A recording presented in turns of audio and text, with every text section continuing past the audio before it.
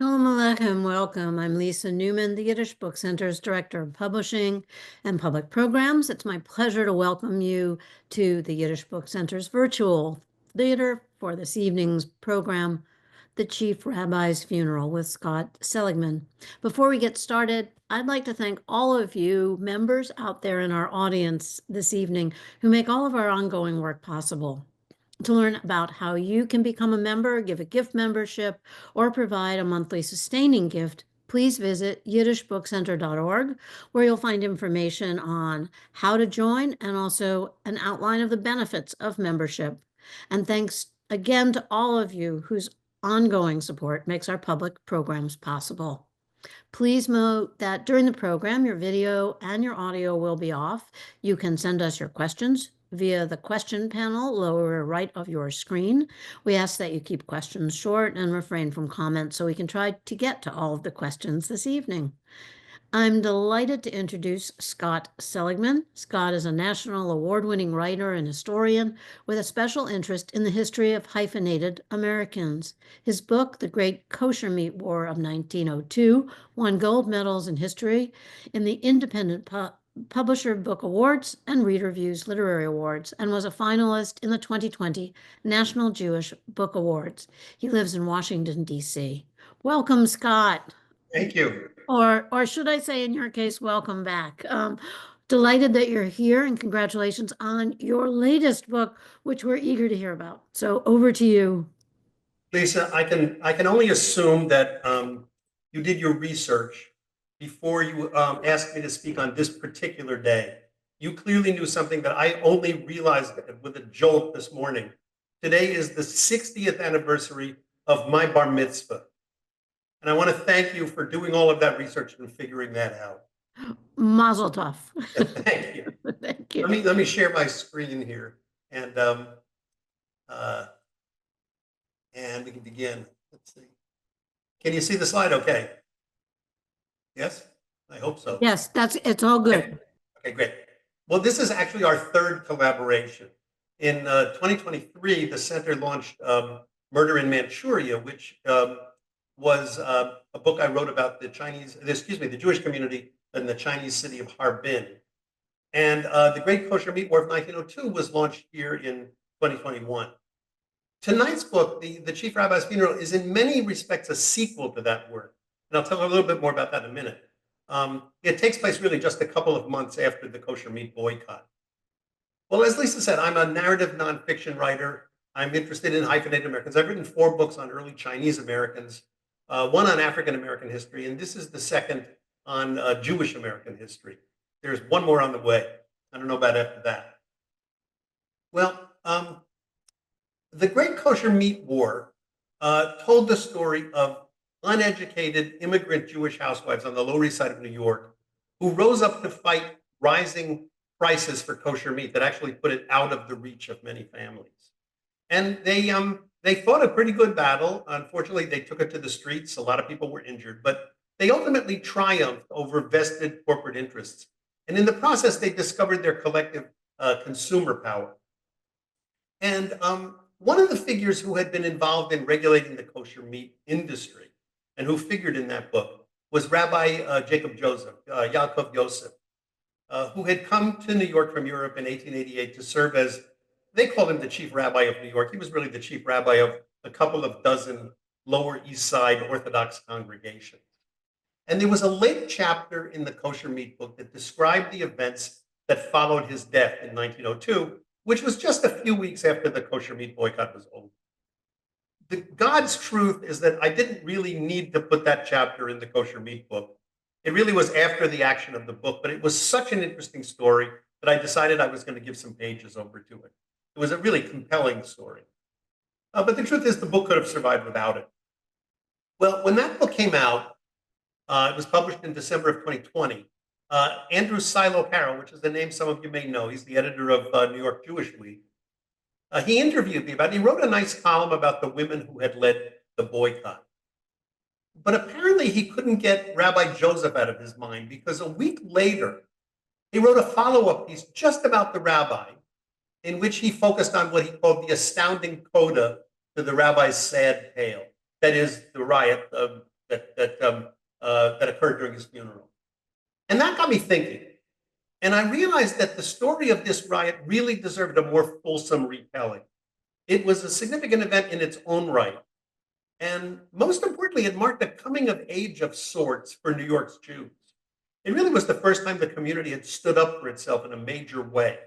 And it set a pattern for the future. So I concluded that the story was important enough that it really deserved a book of its own. And that's what got me interested in the topic.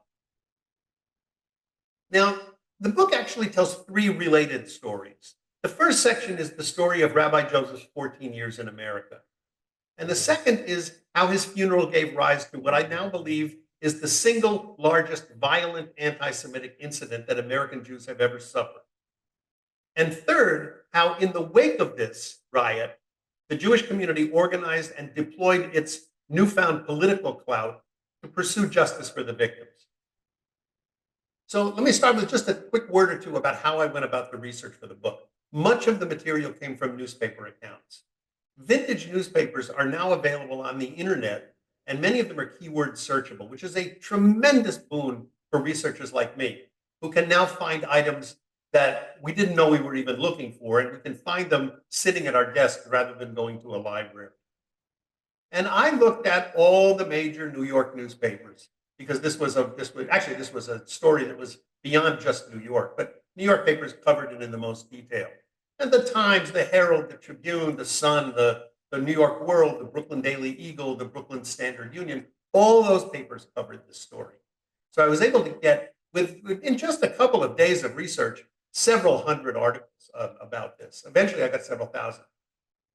And also, several Jewish newspapers are preserved for this period in both English and Yiddish. And they gave an important Jewish perspective on the events that we talk about in the book. For those of you who are interested in this, the National Library of Israel has a wonderful collection of Jewish newspapers from around the world in various languages, in English, in French, in Spanish, in Hebrew, in Yiddish, in Ladino, in German, all sorts of languages, and it's free. If you're interested in doing a little research of your own, just Google historic Jewish newspapers, and it'll lead you to that Library of Israel website. Well, in addition to the newspapers, I used the tools of genealogical research because I wanted to find out more about the individuals I was writing about. And I looked at census records. I looked at ship passenger manifests. I looked at court records because some of the folks went to court. Passport applications, which gave a lot of detail on people. I looked at obituaries. I even looked at gravestones in a couple of places. And then beyond those, you could call primary sources, I looked at secondary sources. Whatever books and articles I could find, some more reliable than others.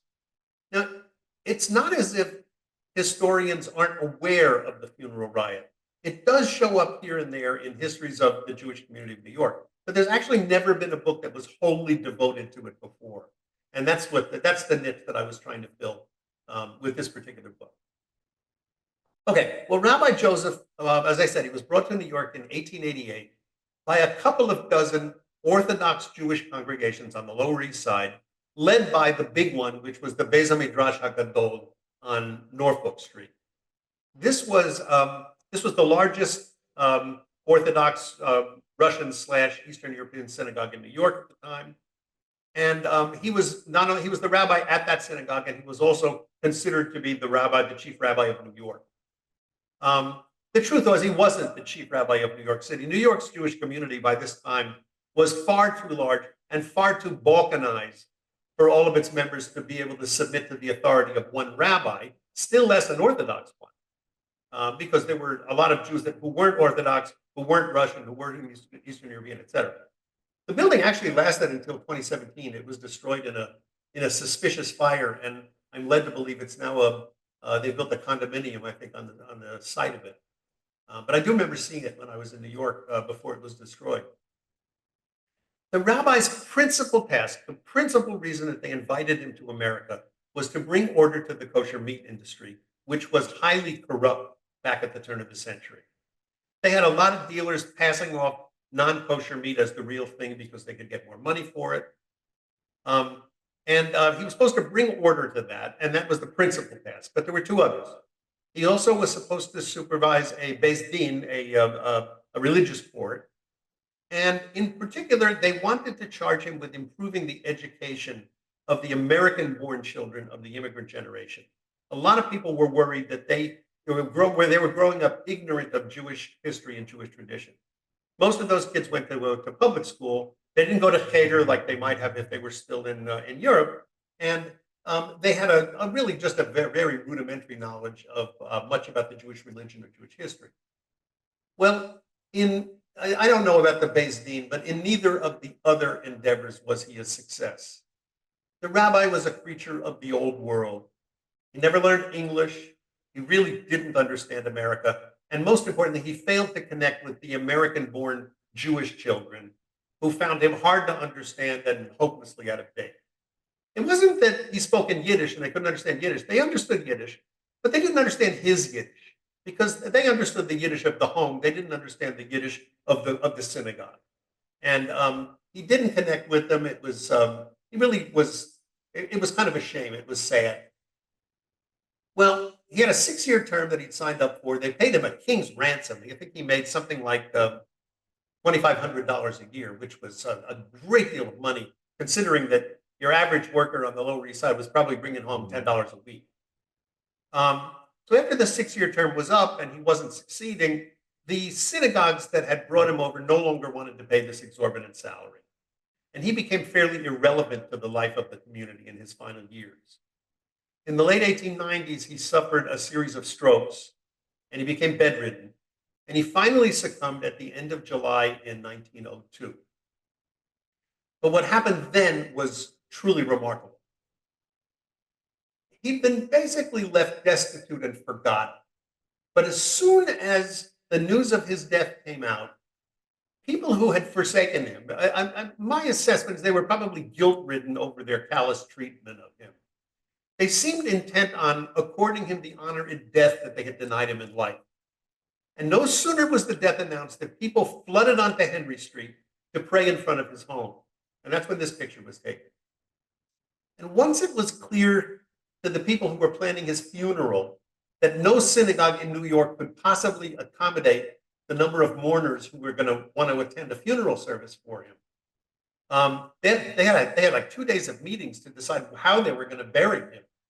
First of all, was what are they going to do about a funeral service? And second was where was he going to be buried? Because he hadn't actually left instructions as to where he wanted to be interred. And there was actually a bidding war. A lot of synagogues owned burial plots, most of them in Brooklyn. And the question was who was going to get the honor of Rabbi Joseph resting in their cemetery. It went finally to Beis HaMidrash HaGadol, which was willing to pay his widow the largest annuity of all of them. But even though they took a big, that was a big financial obligation, it turned out that it was actually a good investment because the minute they had announced that he was going to be buried in their cemetery in Cypress Hills, the people started bidding on the contiguous graves, and they made all the money back that they were going to spend. It was a good deal for them. Well, okay, but the funeral, where the funeral was going to be, was a problem because no synagogue could possibly accommodate all the mourners. So they hatched a plan that actually had been used once or twice in the old country. They weren't going to have a service in any one place. They were going to have a procession. It was going to wend its way through the streets of the Lower East Side, and it would stop at the porticos of a half a dozen of the synagogues that had been under his aegis for prayers and brief eulogies. And then the plan was it was going to go down Grand Street to the end of the street where the ferry terminal was, board the ferry for Brooklyn, and then continue on to Cypress Hills where the interment was going to take place. Well, the Lower East Side had never seen anything quite like Rabbi Joseph's funeral cortege. There's a picture of it. Actually, the pictures I'm going to show you in this presentation are probably the only ones that survive of his funeral. It was a squad of policemen, a very small squad led the way, followed initially by the hearse and 500 singing yeshiva bochers, Hebrew school students. And next came the hearse. There's the hearse in the middle of that picture. And then somewhere between 200 and 500 carriages carrying prominent rabbis from out of town and from local ones, presidents of congregations, officers of other Jewish groups, and then relatives and friends of the Joseph family. The reason for the spread, somewhere between 200 and 500 carriages, is that different newspapers reported it differently. We don't really know how many ultimately were there. And this is a panoramic view of the funeral. The buggies of the VIPs they were all horse-drawn. They were followed on foot by something like 30,000 congregants from nearly all of the East Side synagogues. And that didn't count the crowds that watched the procession from the windows, the rooftops, the stoops, the fire escapes, mostly Jewish, but also curious Gentiles. They were somewhere between 100 and 300,000 people. Nothing like it had ever been seen on the Lower East Side. And even subsequent funerals, like when Sholem Aleichem died, wasn't as big. Well, everything went well until the procession reached the corner of Grand and Sheriff Streets. And that was where the R. Ho and Company printing press factory was located. It towered over the intersection. You could see it in that sketch. The workers at the printing factory had a history of harassing Jewish passersby. They had an intern program, so there were a lot of young men that worked there. Many of them were immigrants. It was not a particularly Jewish location. They didn't hire a lot of Jews there. There were some, but not very many. But some of these kids would come out, they would pull the beards of the Orthodox men who were going to shul, or throw banana peels or apple cores down on them as they were passing by from the upper floors of the factory. So they had a bad record as far as Jews were concerned, but nobody thought that anything bad would happen on a day like this, when the Jews were burying their chief rabbi. But sure enough, some factory workers started heckling the mourners with racial slurs from the safety of the upper floors of the factory. They called them sheenies, which was actually a term that I had to learn from my grandmother when I was a boy. I'd never heard of it before. It's obviously a derogatory term for Jews. And then, without warning, they started to throw things. First, it was scraps of cotton waste. Then it was blocks of wood and blocks of steel, iron bolts, bottles, bricks. And then they used the fire hoses and they started spraying water on the crowd. The sidewalk below was so jam-packed with mourners, you saw some of the earlier pictures, that there was no way to escape. The Jews were just sitting targets, sitting ducks for what was being thrown at them. And first there was just confusion, but it soon morphed into anger. And first, a small delegation of Jews went into the factory to remonstrate with the office and tell them to stop their interns or their employees from doing this. But they themselves were also repelled with a water cannon.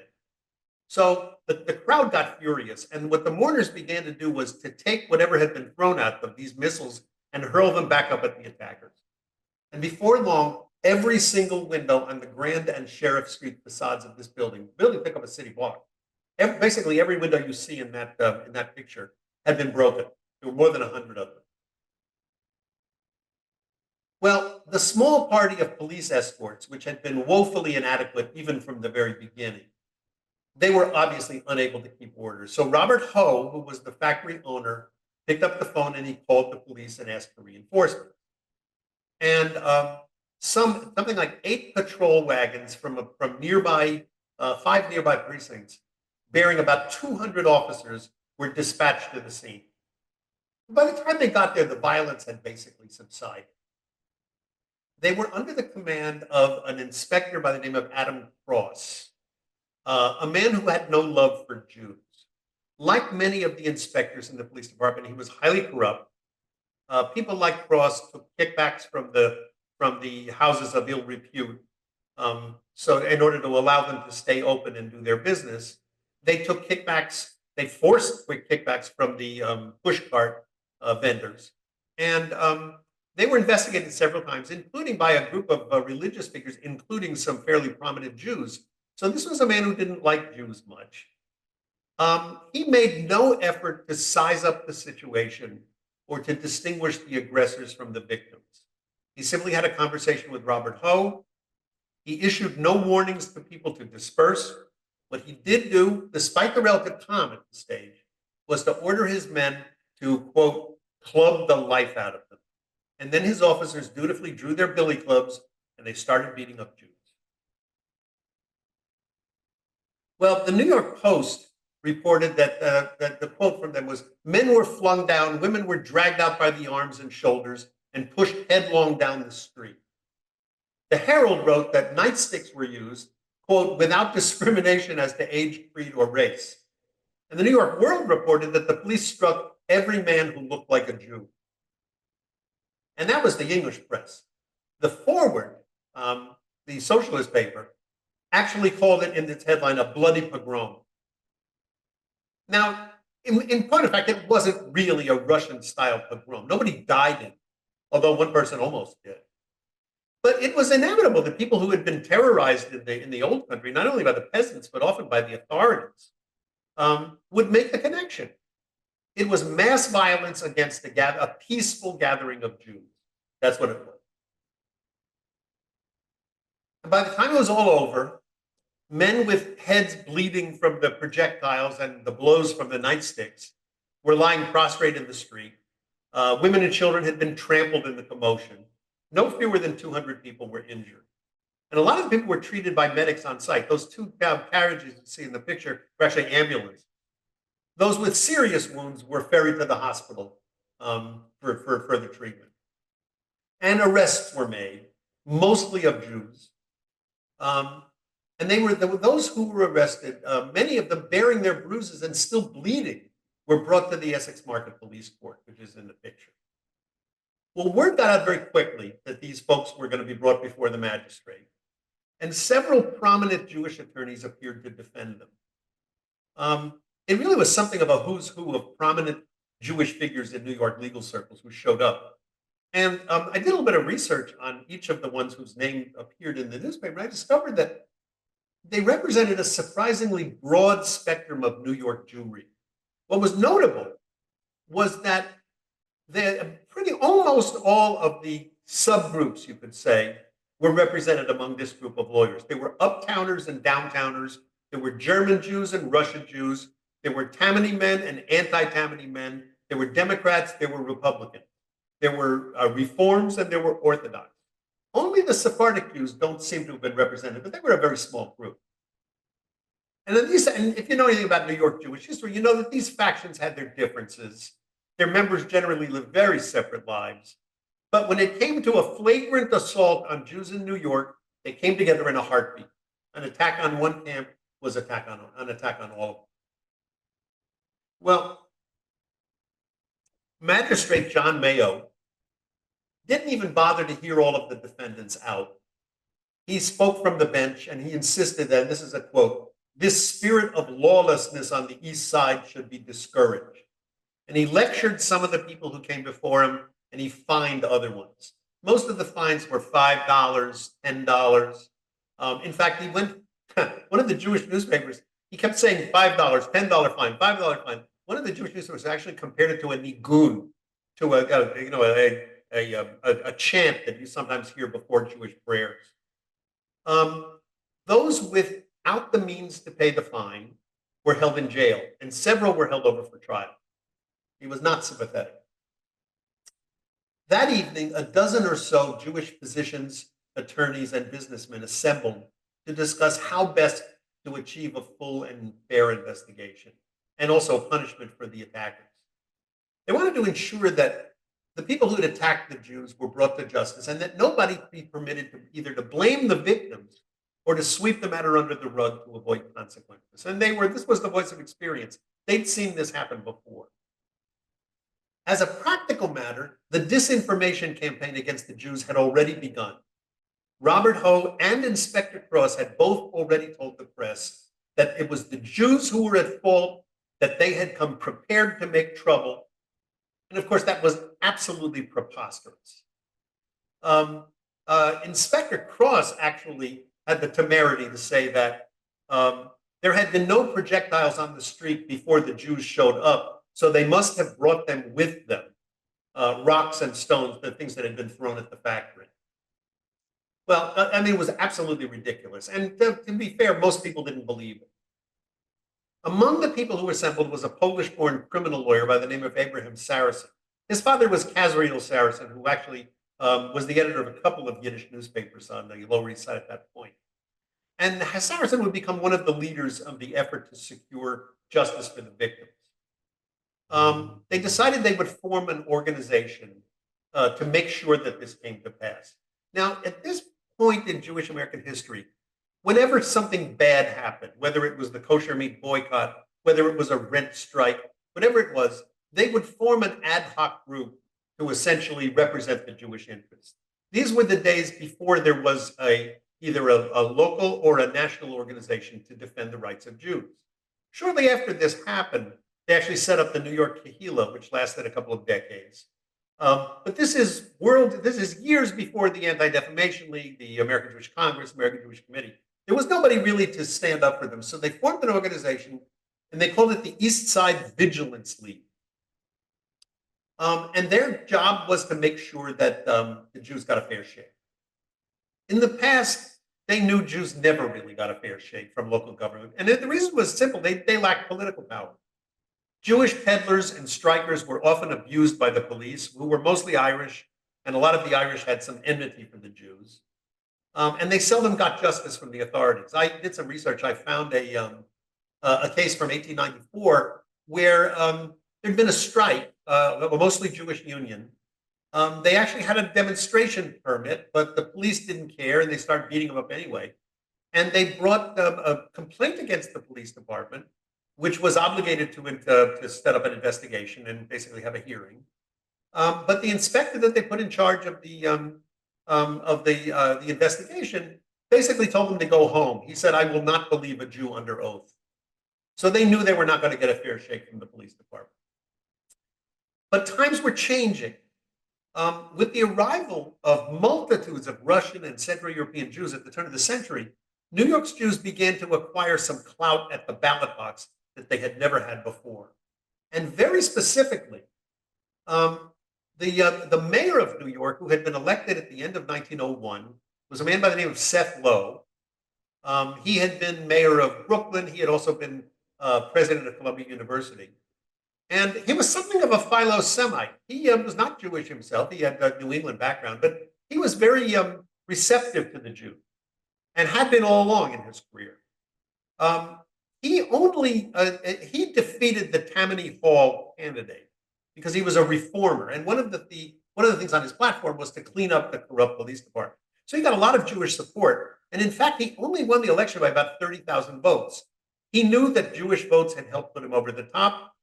They knew it too, and they finally had a friend in wherever he lived. It wasn't going to be Gracie Mansion. I don't think that was the mayor's house until the 1940s or so, but they knew they had a friend in the mayor's house. And the first thing that the East Side Vigilance Committee did was they put in a call to the mayor, and they got him on the phone, and they asked him to ensure an investigation of the riot, and he was only too happy to proceed. He instructed a man by the name of John Nelson Partridge, whom he had just installed as the police commissioner, with the instructions that he was to clean up the police department. So he instructed Partridge to give him a full report on what had happened. Well, unfortunately, the first thing that Partridge did was he assigned the damn thing to Inspector Cross. He figured that Cross knows better than anybody else what happened. And of course, Cross submitted a report that blamed the whole thing on the Jews, which he forwarded to the mayor. And the Jews found out about it, and they were furious because Inspector Cross was the last person that they wanted to see in charge of an investigation. They were themselves, through the Vigilance League and one other organization, were actually having hearings of themselves, of their own. And they provided the police with dozens of Jewish witnesses to talk about what had happened at the Hoe factory. But the police department, it became very clear they could not be trusted to police themselves. The blue wall of silence was very much operating at this time. So the Jewish community went back to the mayor and they said, "We need a citizens investigation. We can't trust the police." And they got it.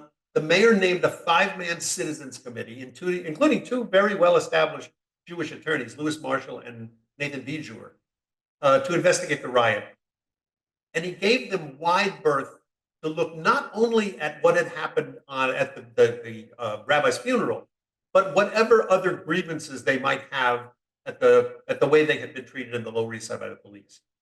It was, we believe, the first citizens committee ever appointed to investigate an ethnic riot in the United States. And they took testimony for several weeks. And they delivered a report that I described in the book, I think, as blistering. It completely exonerated the Jewish community from having started this, but it also indicted the police and even the court system for discrimination against the Jews. Well, before it was all over, the Jewish community had actually forced no fewer than 5 investigations of the riot. One within the police department, one by the district attorney, one by the citizens committee I just talked about, 2 by committees of their own. They resulted in 3 police disciplinary hearings, didn't really go their way, half a dozen accelerated retirements from the police force, several transfers, the resignation of Commissioner Partridge and his deputy, who was particularly loathed by the Jewish community. 2 officers and a handful of Ho employees were tried for assault, but none was ultimately punished. But even the city magistrates were chastised. The mayor warned them publicly that their prejudice against the Jews had actually been partially responsible for the police taking too much license in carrying out their responsibilities. It wasn't entirely the outcome that the Jewish community wanted. A lot of people who should have been punished weren't. But nonetheless, it was a huge step forward for the Jewish community. They found that by uniting, organizing, and building alliances, that they could hold the government accountable for taking to task people who did harm to them.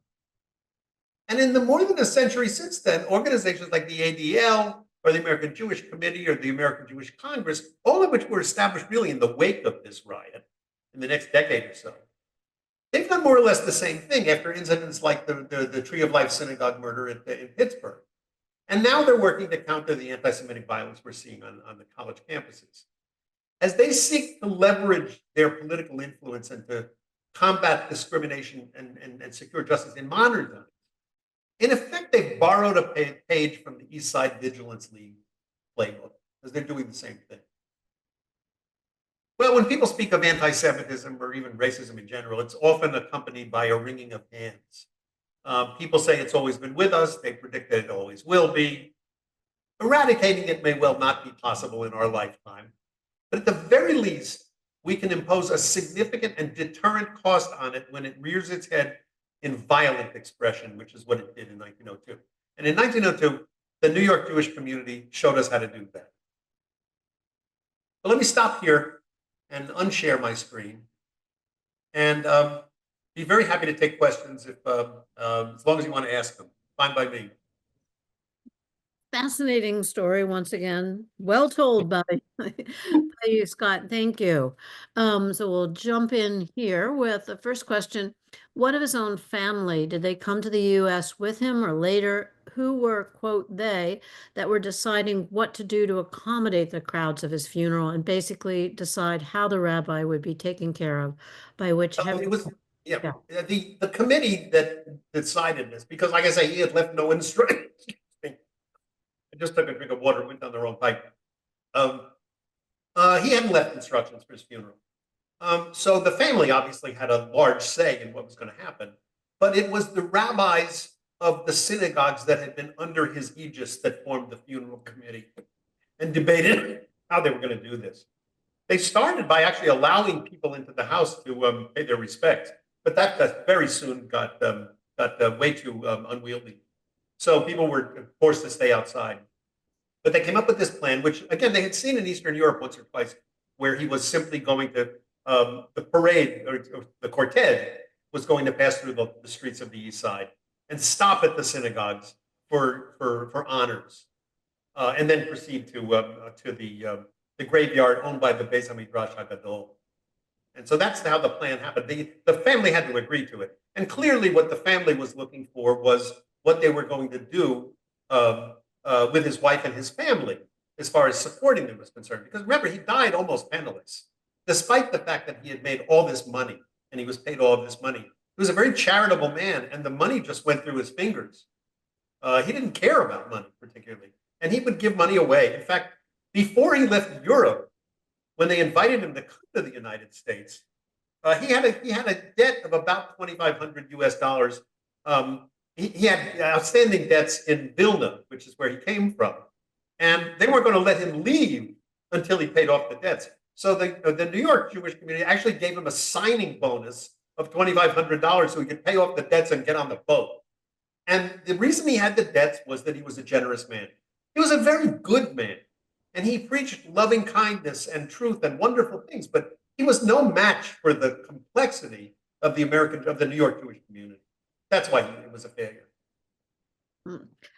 How large was the Jewish community at this time? What percent of the population was this? Oh boy, I want to say about 600,000 in New York, something like that.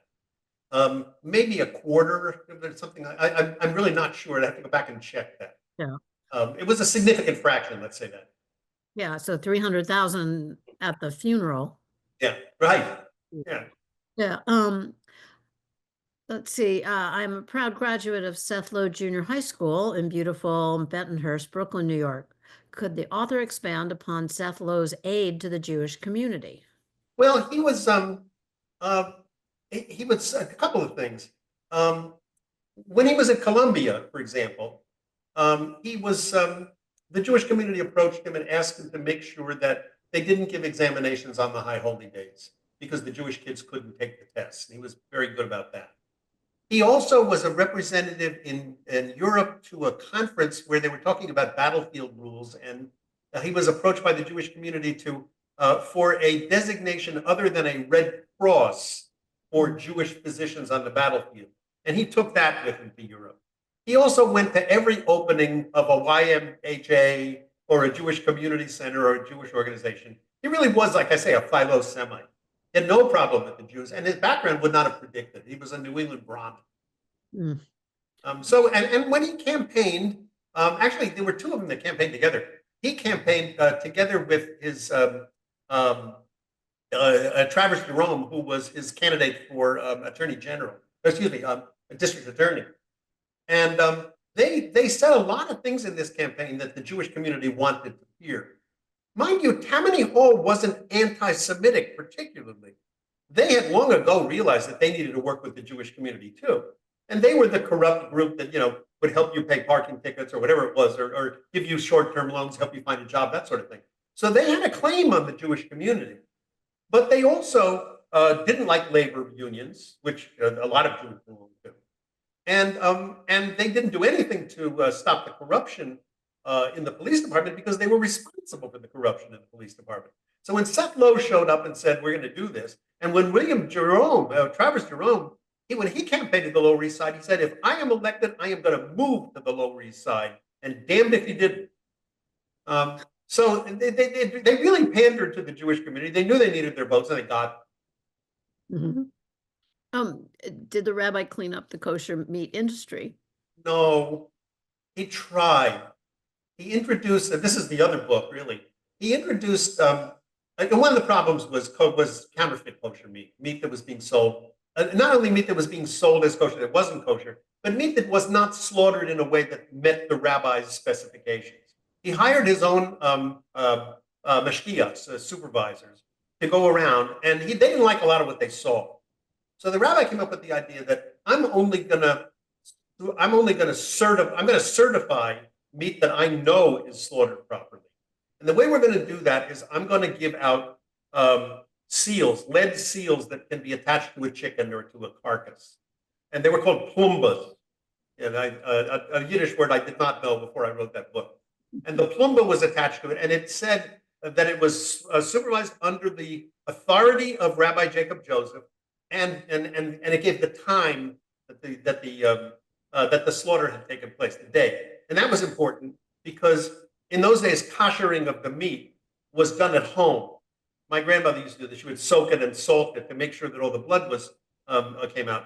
And after 3 days, the blood coagulates and it cannot be rendered kosher, even if it was slaughtered properly. So from this tag, people understood when it was slaughtered and that they could trust that it was under his authority. The problem was it cost money to do that. And it added a penny to the price of a chicken. And it was unfortunately not seen by the local Jewish community, by the women essentially who were buying chicken. It was not seen as a good thing. It was seen as a money grab. Mm. And so they compared it to a punitive tax in Russia called the korobka, which was sometimes assessed by the Russian government, ostensibly for the benefit of the Jewish community, but didn't always benefit them. So he lost the confidence of the people he was trying to help, as far as the kosher meat was concerned. It really was very sad. He really tried, but he was up against forces he just couldn't deal with.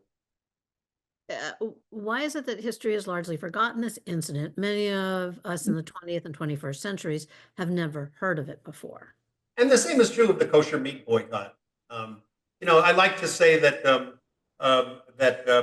Betty Friedan and Gloria Steinem must have known about it when they picked up their own struggles in the late 20th century, but I don't think they did. The truth is, I couldn't find a reference to the kosher meat boycott after about 1920 in the newspapers. It was rediscovered in 1970 by a Jewish professor at Yale named Paula Hyman, the late Dr. Hyman, and she wrote a seminal article about it in American Jewish History magazine journal that really sort of put it back in the position that it needed to be in Jewish history of New York. I guess it was because it happened and it was gone in a short period of time, that it just wasn't remembered. And even when I did the earlier book, I actually contacted descendants of the women who had organized it. I wanted to get pictures and I wanted to get stories and things like that. I did some genealogical research. I contacted them, and none of them, not a single one, knew that Bubby had participated in this boycott. I had to tell them that. So it really was forgotten. And one of the fun things about doing what I'm doing is that you find these little nuggets in history.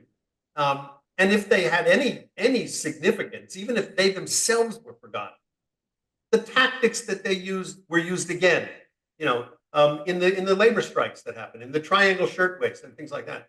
You can make an argument that these were the pioneers. Mm-hmm. Ultimately, were there any consequences for the factory and its workers? Not very many. Nobody was convicted. Robert Hoe actually approached the city to get compensated for all of the windows that had been broken. And the city basically told him to go to hell, which was, there was a little bit of poetic justice there. But no, not really. And that's a problem. That's a shame that it didn't happen. In the early picture that you showed outside the rabbi's house, it was filled with children. Did that strike you as an interesting? Yes, I was interested, and I have no explanation for it. It was just the only photo that we had. I do know that in his house, when they brought him over, he was given, like I said, a huge signing bonus and also a large salary and a sumptuous place to live. That house that I showed you actually had steam heat, which nobody had back then. And they outfitted it for him, and they bought him furniture, et cetera, et cetera. But as time went on and he spent all of his money, he actually moved to somewhat more modest quarters just down the street, same street. But I don't know that. I don't know why there were all those kids, except that I think people brought their kids to see this great man, whatever was left of it. Somebody asked if there were only men at the funeral, but you said there were women there. There were men and women, yes, absolutely. And they overran the cemetery. In fact, a lot of the rabbis who were part of who had gone to the cemetery, they broke up into different groups, and each one of them gave a eulogy. And people could go and listen to whatever rabbi they wanted to. But apparently, they trampled the fences. And the other thing that I thought was very interesting, because it doesn't happen that way anymore, was the grave had not been dug when they got there, and that was deliberate.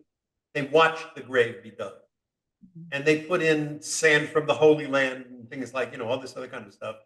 And in fact, his daughter, I think, fainted under the hot sun, because this was July, this was August when it happened. No, that's the answer. Are there any living relatives of the rabbi? Yes, and his son actually was fairly successful in government. There are descendants. I did not speak with them in the process of writing this book, though. And how common were Jewish policemen at this time in New York City? They had some. They had a few dozen of them. There's actually a wonderful story about Theodore Roosevelt in the mid-90s. He was the police commissioner in New York City before he became governor of New York. And there was a famous German anti-Semite who was coming to the United States to speak. I don't remember his name. I can look it up for you, but I don't remember it off the top of my head. And the New York police were called upon to provide security for him because there were a lot of people that didn't want him to be there. And, a lot of people were saying, well, they shouldn't do it. They should just tell him to go home, et cetera, et cetera. Roosevelt said, no. He gave him a complete squad of policemen to protect him. Every one of them was Jewish. And he said, that's the best way to tell this guy what we think of. A great story. It's a great story. There was a minority of Jews. There were not a lot of Jews on the force, but there were Jews. Jews. It was mostly, if it wasn't a majority Irish, it was plurality Irish at that point. Why was there never another chief rabbi? Do you have an answer for that? Oh, yes. There was a little talk of replacing him, but it died out very quickly. There was never another chief rabbi because it didn't work. It hadn't worked with Yaakov Yosef, and there was just no appetite for doing it again. There actually wasn't a chief rabbi 6 years after he got there when they stopped paying him this huge salary. Now, mind you, when he was buried, he was still the chief rabbi of New York. Nobody was going to take that honor away from him, especially after he was dead. But he really wasn't. He was just a very well-paid mashgiach after the first 6 years. The experiment hadn't worked. He hadn't made bulwarks in the kosher meat business, and he hadn't done much for the education of the Jewish children on the Lower East Side. There just was no appetite to replace him. But one other point. When the bloom was off the rose with him, there were a couple of other rabbis who briefly were named by subgroups as their own chief rabbi. The Hungarians, I think, did it at one point. They were thinking that they would bring another rabbi in and he would be the chief rabbi. And there was an interview in one of the Jewish newspapers with one of these guys, and the reporter asked him, who was it that named you chief rabbi? And he said, it was the sign painter. The guy, the one who painted the sign on my office. But again, there just was no appetite for anything serious like that again. Do you think that the incident wherever the event took place? I'm sorry, I'm having trouble reading this.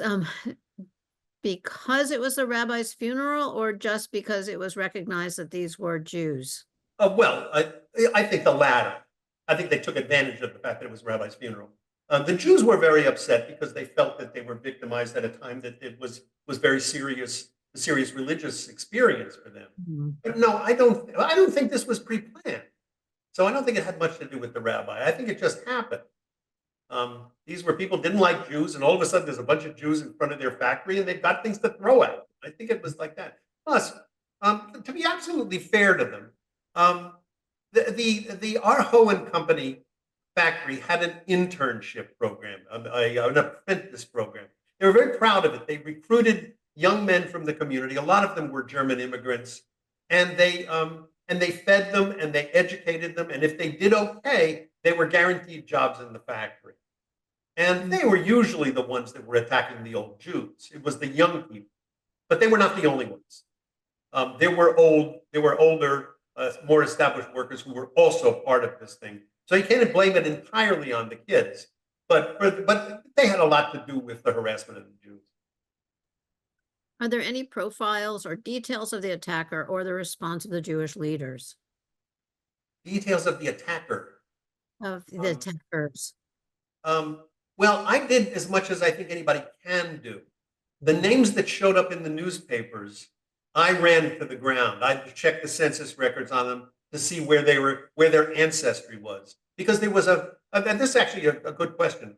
There was a general opinion among scholars after this happened, people have written about it, that they were Irish factory workers who went after the police. Mm-hmm. And there's a professor up at Holy Cross who's an expert on Irish Americans who actually wrote an article debunking that. Now, there are no more rosters of who worked for the factory. We can't find the list of employees.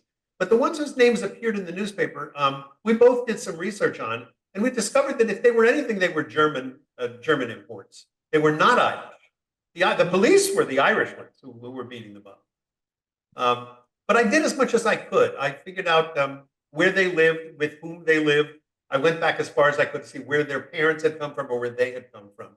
And a lot of them were foreigners. They were Europeans. I guess I'm allowed to ask a question. How long did this remain in the news when you did your research? A couple of months because the investigations kept it in the news. And once the investigations were over, um, the um, the Jews, I think they felt that they had gotten what they were able to get out of it.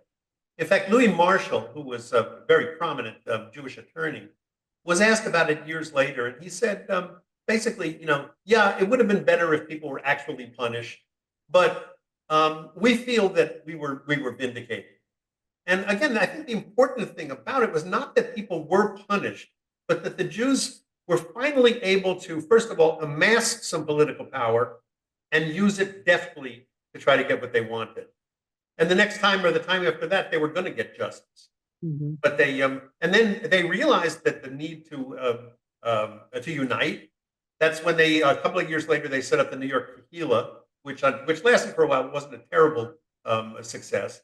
And then the national organizations happened, and they're still around and still doing what we want them to do. Do you have any sense of how many of they're asking tens of thousands, but it's really more like hundreds of tens of thousands, actually made it to the cemetery?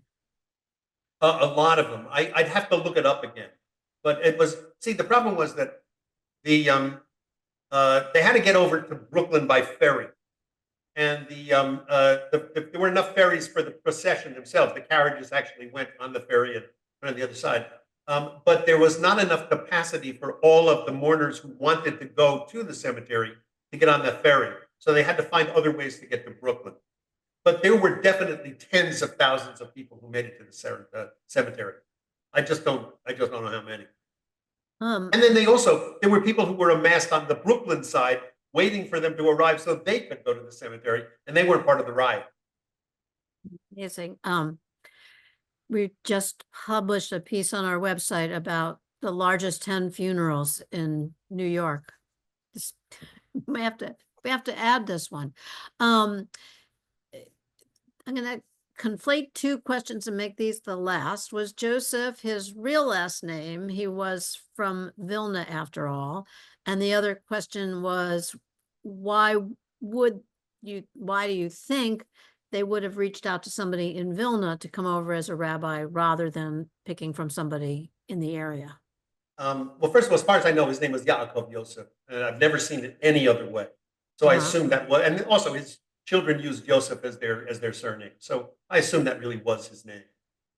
Well, they wanted somebody who was eminent. They actually had correspondence with various rabbis in Europe asking for recommendations. He was not the first choice of a lot of the European rabbis, but they liked what they saw in him, and he was an eminent Talmudist. I mean, nobody argued with how much knowledge this man had about Judaism and would impart it, whenever anybody asked. The problem was, how relevant was it to life in New York City? And that was the thing. The whole chief rabbi model was something that they brought over from Europe. In a smaller town, in a community in New York, in Europe, in Eastern Europe, they might have had a chief rabbi, and he was in charge of the Jewish community.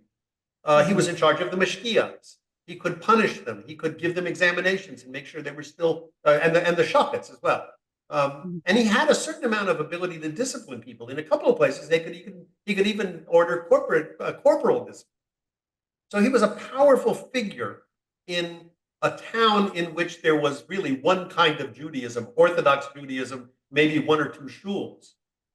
But the model was ill-suited to New York for all sorts of reasons, not the least of which was you have these Reform Jews who were living uptown.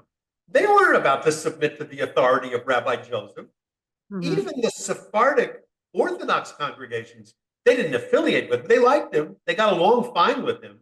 They came into some of his events and stuff like that, but they did not put themselves under his authority. So at the end of the day, he was the chief rabbi of a couple of dozen congregations on the Lower East Side. But a lot of people turned out. Scott, this was really wonderful again. Thank you so much for your work.